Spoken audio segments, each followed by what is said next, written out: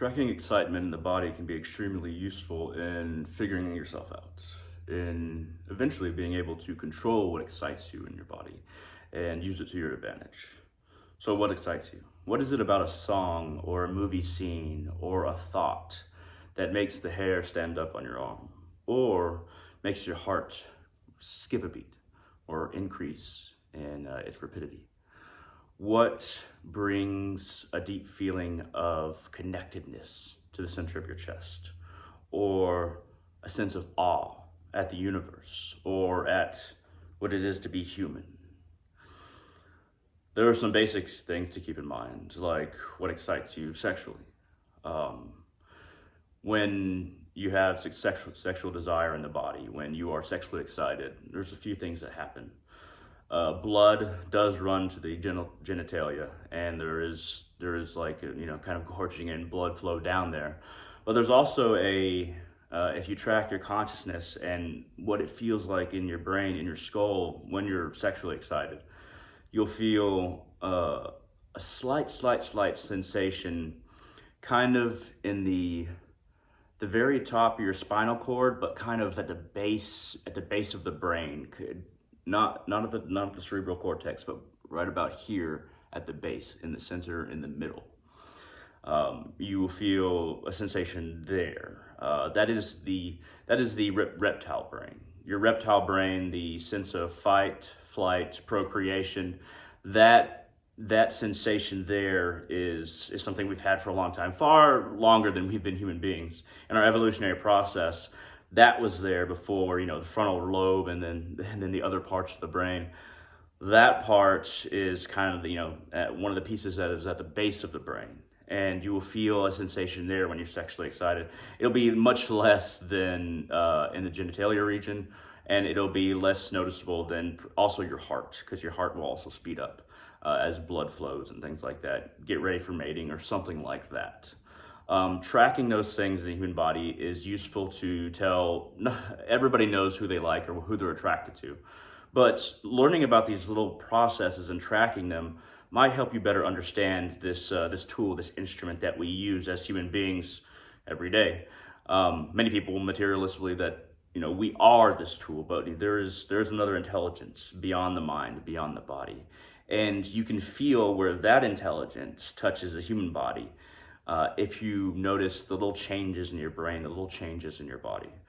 Now, another interesting tidbit is that a lot of our emotional activity, frontal lobe area. So you can do something to kind of more deaden your emotions or bring your emotions back, kind of away from, if something's very troubling, if something's very worrying, something's very anxiety filled for you or sparks anxiety in you. Once you kind of feel where your consciousness is in your brain, you can kind of move back to the back of your brain, away from the frontal lobe. You can move back, and then you'll notice that your eyes will naturally go down just a little bit, and your pupils will unfocus as you move your consciousness back. And that's a place of calmness away from any kind of frontal lobe excitement.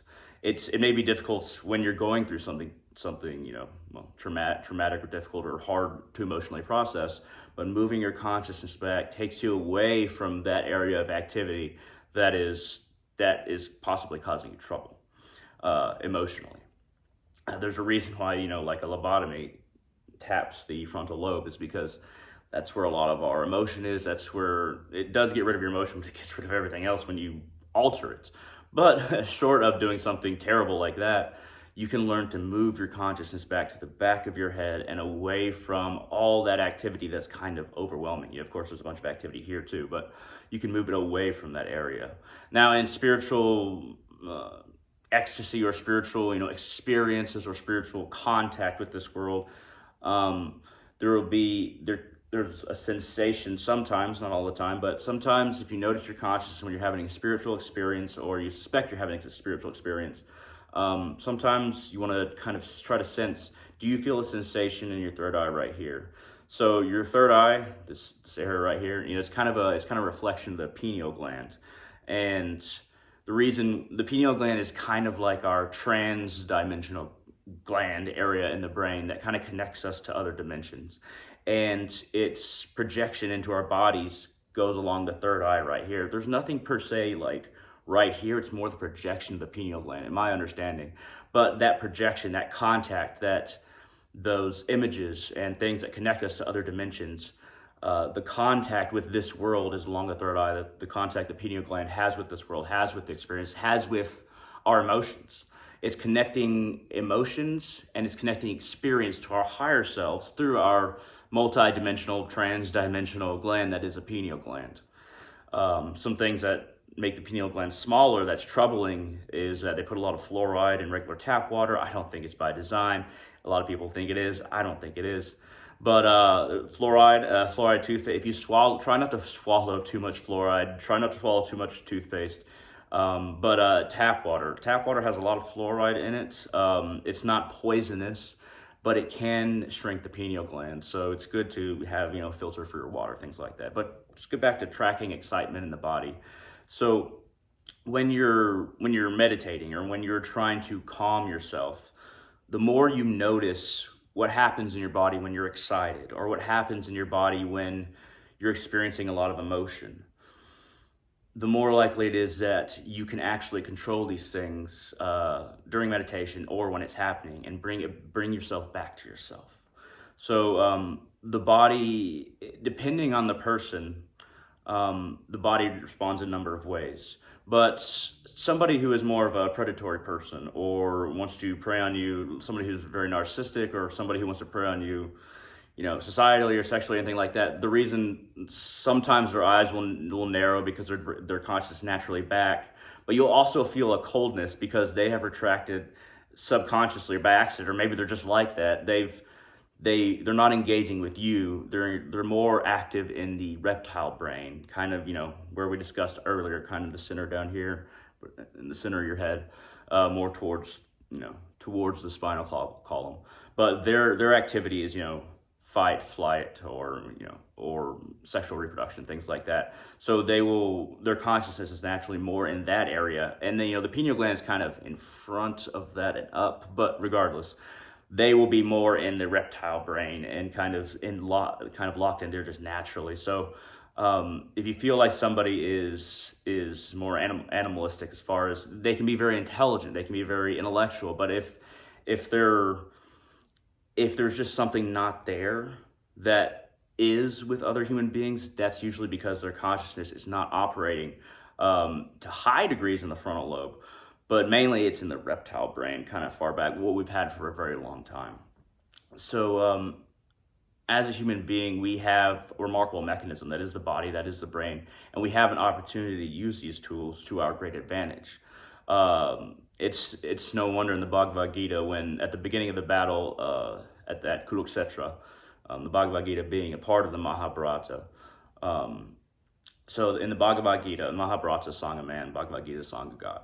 So at the very beginning, the Bhagavad Gita, not only did it happen, but it also happens within the body. It's a story of the body. It's a story of the different pieces. Yudhishthira is a very high chakra. It's high energy oriented. Bhima, root chakra, bottom oriented. And Yudhishthira, Sodeva, patience and wisdom or knowledge, higher chakras. Arjuna is the chakra that's right here along the third eye. He's a chakra of concentration. So when you're reading the Mahabharata or understanding the Bhagavad Gita, understand that it is a story that's happening within your body. And when Arjuna is described as being the chakra of the third eye, right here, he is, when we're concentrating on God, through Arjuna, concentration, we're in contact with the pineal gland and that trans-dimensional gland once again, and we are connecting to God. And Arjuna exemplifies that as the one who allows Krishna to be his charioteer in the Bhagavad Gita. And there's different ways that each chakra can be good or bad. The root chakra, Bhima, strength, um, strength and contact with the earth, brute force. That isn't necessarily bad. There's a good side and a bad side to every chakra. The root chakra can be used to ground yourself, to remain strong, to remain stout, and to kind of process, the energy properly that you're taking in through your digestive system and into your body. I'm kind of mixing the analogies here with the actual physical manifestation. But Bhima, he the bad side is kind of gluttony, or pridefulness, in the sense that you just consume, and that's kind of what at the far after the Mahabharata, at the end of the Mahabharata, after the Bhagavad Gita, that section of that battle of Kurukshetra, Bhima falls to gluttony. Arjuna falls to pride. Yudhishthira is the only one, and he's kind of the crown chakra. He's the only one that's able to kind of escape the process. So while these things actually happen, they actually happen in the body. And to return to my point, at the beginning of the Bhagavad Gita, there's a lot of discussion of all these conch shells blaring, and all these drum beats, these loud drum beats, and all these noises as trumpets. All these noises are happening. That's when you first sit down to meditate. When you are just starting meditation, there's a whole lot of sensations all across the body. There's a whole lot of things that feel very loud when we make our world smaller and make our world just us. And we start to notice everything being very loud, and it takes a long time for those things to calm down and for those things to actually fall into alignment, fall into place. That's why we meditate for longer periods of time than just a few minutes, because it takes a long time for these things to fall into place and for us to quiet them, or rather allow them to be quiet. Rather than applying force, allowing them to become quiet so that we can begin the inner work, so we can start singing the song of God, the Bhagavad Gita.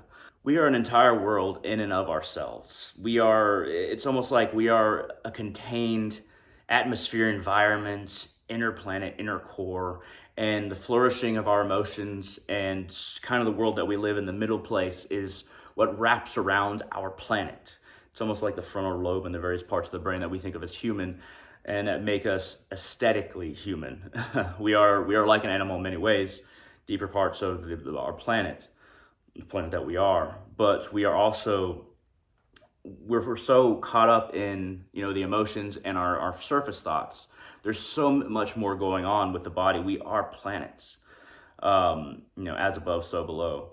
And understanding the various levels of consciousness, the various levels of us as beings in and of ourselves, as contained kind of like environments, and even kind of a solar system in and of ourselves. Let's not expand it too far. But understanding how everything works allows us to actually gain control of our empire, the only empire that we have the right to rule, and use it to our advantage, to experience this life, to realize in this life, and to become the best human beings that we can as individuals. And that it all starts with understanding these little processes in our body, how we respond to things, and getting to know those processes and using them to our advantage so that we can ascend in a number of different ways, spiritually, mentally, and societally. But all these things work in concert. You are an entity, a planet in and of yourself. Find out more about yourself. Track these things. Explore yourself through meditation, and explore yourself through noticing all the little changes in your body and what to put into your body and what you say. Every little thing is an engagement with a grander universe that is other people. At any rate, thank you very much for watching. I hope this has been interesting. Feel free to hit that thumbs up down there. It really helps out the channel. Feel free to leave any comments, any questions, comments, concerns. I'll try to answer them to the best of my ability. At any rate, thank you very much for watching, and hope all of you have a wonderful day.